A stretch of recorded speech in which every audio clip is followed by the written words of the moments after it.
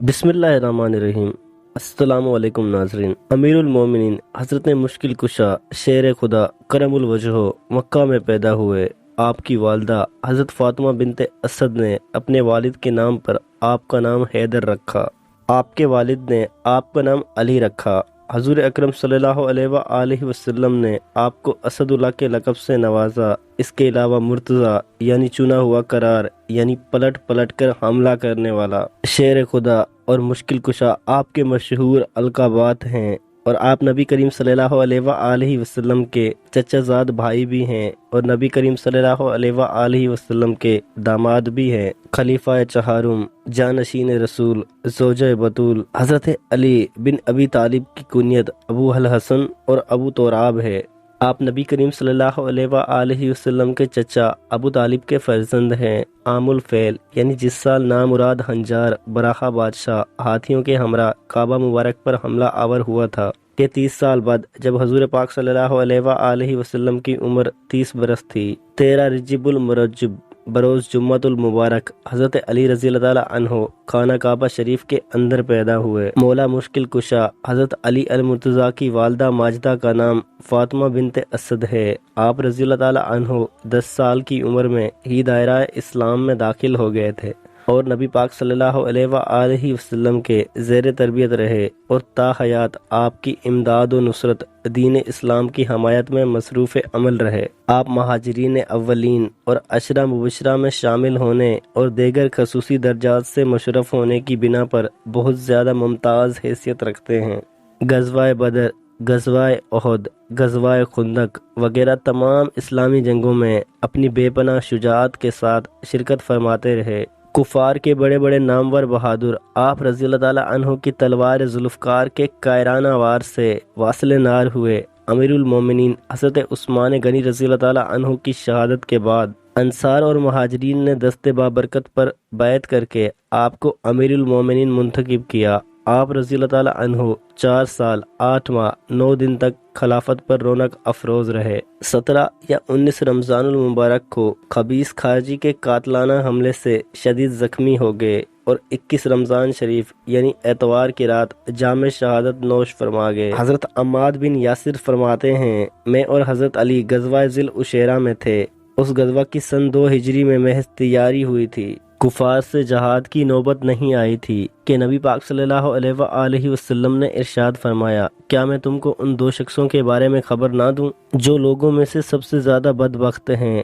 ہم نے عرض کی، کیوں نہیں یا رسول اللہ؟ بس رسول اکرم صلی اللہ علیہ وآلہ وسلم نے غیب کی خبر دیتے ہوئے ارشاد فرمایا، قوم سمود کا وہ شخص یعنی قدار بن سالف جس نے اللہ تعالیٰ کے نبی حضرت صالح علیہ السلام کی مقدس اونٹنی مبارک کی ٹانگیں کاٹی تھیں، اور دوسرا اے علی وہ شخص جو تمہارے سر پر تلوار مار کر تمہاری داڑھی خون سے سرخ کر دے گا۔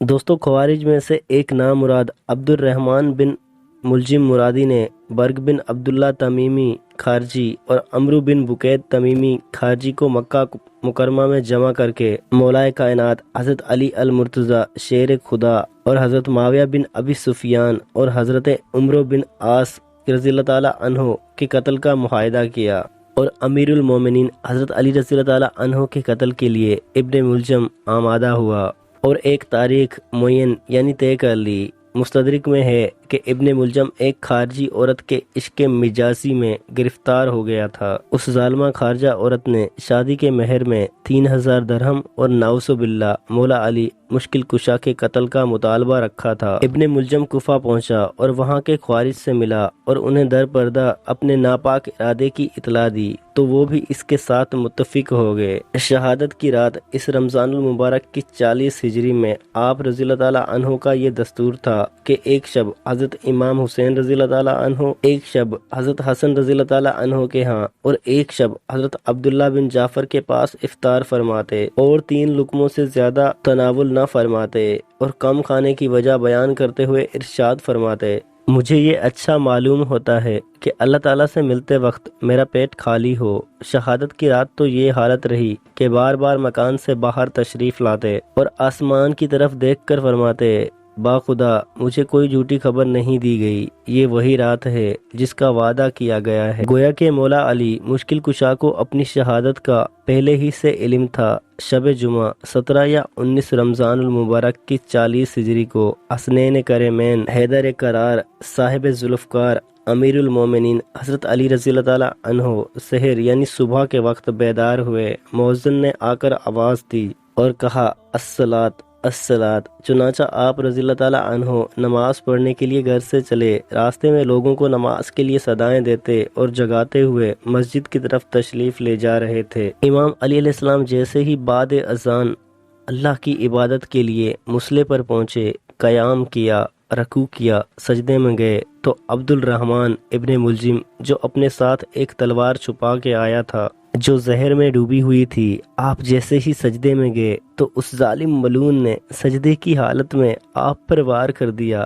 جیسے ہی آپ کے سر پہ اس ضرب کا لگنا تھا، آپ رضی اللہ تعالی عنہ نے فرمایا کعبے کے رب کی قسم، آج یہ علی کامیاب ہو گیا۔ مسجد میں کوہرام برپا ہو گیا۔ آپ کے سر کے خون سے مسجد کا محراب رنگین ہو گیا، آسمان سرخ ہو گیا۔ نمازی سر پیٹنے لگے۔ اتنی دیر میں آپ کے چاہنے والوں نے آپ کے قاتل کو پکڑا، آپ کی طرف لے آئے اور کوئی آپ کو زخمی دیکھ کے شہد کا شربت لے آیا۔ حضرت علی رضی اللہ تعالی عنہ نے جیسے ہی اپنے قاتل کو دیکھا کہ اس کے چہرے پر موت کا ڈر ہے، تو جو چاہنے والا حضرت علی رضی اللہ تعالی عنہ کے لیے شہد کا شربت لایا تھا، آپ نے اس چاہنے والے سے کہا اے مجھ سے پیار کرنے والے، یہ شربت میرے قاتل کو پلا، کیونکہ اس کے چہرے کا ڈر یہ بتاتا ہے کہ اس شربت کی مجھ سے زیادہ اس کو ضرورت ہے، اور سختی سے فرمانے لگے کہ کوئی بھی میرے قاتل کے ساتھ بدسلوکی نہ کرے۔ اگر میں اس کی ضرب کی وجہ سے شہید ہو جاؤں تو اس کو بھی صرف ایک ہی ضرب لگانا، اگر ایک ضرب سے یہ بچ جائے تو اس کو آزاد کر دینا، اگر اس ایک ضرب سے یہ مر جائے تو میرے قاتل کے جسم کی بے حرمتی نہ کرنا، اس کے غسل و کفن کا اہتمام کرنا، اس کے جسم کے حصے نہ کاٹنا، کیونکہ میں نے اللہ کے رسول سے سنا کہ اللہ ایسے انسان پر لعنت کرتا ہے جو مرے ہوئے انسان کے حصے کاٹ کر اس کی توہین کرتے ہیں۔ پھر آپ فرمانے لگے حسن آؤ نماز پڑھاؤ۔ امام حسن علیہ السلام نے نماز فجر پڑھائی، پھر حضرت علی رضی اللہ تعالی عنہ کو اپنے گھر کی طرف لے جانے لگے۔ آپ کے مقدس خون سے آپ کی داڑھی مبارک سرخ ہو گئی اور زہر میں ڈوبی ہوئی تلوار کا زہر آپ کے جسم میں پھیلنے لگا۔ حضرت علی رضی اللہ تعالیٰ عنہ جیسے ہی اپنے چاہنے والوں کے ساتھ اپنے گھر کے قریب پہنچے، آپ رضی اللہ تعالیٰ عنہ نے فرمایا عباس، حسن، حسین، میرے چاہنے والوں کو کہو کہ یہی سے واپس چلے جائیں، کیونکہ میرے ضرب لگنے کی خبر میرے گھر پہلے ہی پہنچ چکی ہے۔ میں نہیں چاہتا میری بیٹیوں کی رونے کی آواز میرے چاہنے والوں کے کانوں تک پہنچے۔ تمام صالحین کو اپنے اپنے گھروں کے لیے واپس بھیجا گیا۔ حضرت علی رضی اللہ تعالیٰ عنہ جیسے ہی گھر پہنچے، بی بی زینب اور ام کلثوم رونے لگیں، گھر میں کوہرام برپا ہو گیا۔ حضرت علی رضی اللہ تعالیٰ عنہ نے فرمایا گھبراؤ نہیں، اللہ کے ہر فیصلے پہ مسلط ہوتی ہے، بس آپ بستر بیماری پہ آئے۔ طبیب نے دیکھا اور رو رو کر فرمانے لگے حضرت علی رضی اللہ تعالیٰ عنہ کے جسم مبارک میں زہر پھیل چکا ہے، جتنا ہو سکے امام علی علیہ السلام کو دودھ پلائیں۔ بات جیسے ہی کوفے کی گلیوں تک پہنچی، ننھے ننھے یتیم بچے اپنے ہاتھوں میں دودھ لے کر امام علی علیہ السلام کے دروازے تک پہنچے اور کہنے لگے یا حسن یا حسین، ہمارے امام کو ہمارے حصے کا دودھ پلائیں، ہم ایک مرتبہ یتیم ہو چکے ہیں، دوسری مرتبہ نہیں ہونا چاہتے۔ آپ بستر بیماری پر مسلسل اللہ تعالیٰ کا ذکر کرتے رہے۔ جیسے ہی 19 کا دن گزرا اور 20 رمضان کی رات آئی، آپ نے فرمایا کہ اب میرے حجرے میں کوئی بھی نہیں آئے، کیونکہ اس دنیا کے جنات میری زیارت کو آنے ہیں۔ 20 رمضان کا دن طلوع ہوا تو آپ نے فرمایا حسن جاؤ میرے چاہنے والوں کو بلاؤ۔ جیسے ہی آپ کے چاہنے والے آپ کے قریب پہنچے، دیکھتے ہیں کہ حضرت علی رضی اللہ تعالیٰ عنہ کا چہرہ مبارک پورے جسم میں زہر پھیلنے سے زرد ہو چکا ہے۔ پوچھو آج بھی علی تمہارے ساتھ ہے؟ زمین کے راستوں سے زیادہ آسمان کے راستے جانتا ہوں، پوچھ لو، کیونکہ جب تم اپنی آنکھوں سے مجھے نہیں دیکھ پاؤ گے تو بار بار پچھتاؤ گے کہ کاش کچھ اور پوچھ لیتے۔ آپ کے عقیدت مند اور صحابہ کرام رونے لگے۔ کسی نے آپ سے سوال کیا، کسی نے آپ سے جواب لیا، کوئی صرف آپ کی زیارت کرتا رہا۔ جب سارے لوگ چلے گئے تو آپ نے فرمایا، حسن ہمارے پورے خاندان کو جمع کرو۔ جب سارے خاندان کے افراد آ گئے تو آپ فرمانے لگے، اب اس خاندان کا وارث حسن ابن علی ہے، جو حسن کہے وہی تم سب مان لو۔ اور امام حسن رضی اللہ تعالیٰ عنہ سے فرمایا، اے میرے بیٹے حسن، اپنے نانا کی صلح حدیبیہ کو ہمیشہ یاد رکھنا، انسانوں میں امن اور محبت کا خیال رکھنا تاکہ انسانوں کا خون نہ بہے۔ پھر آپ نے فرمایا، حسن حسین، میری شہادت کے بعد میرے جنازے کی، میری قبر کی کسی کو خبر تک نہ دینا،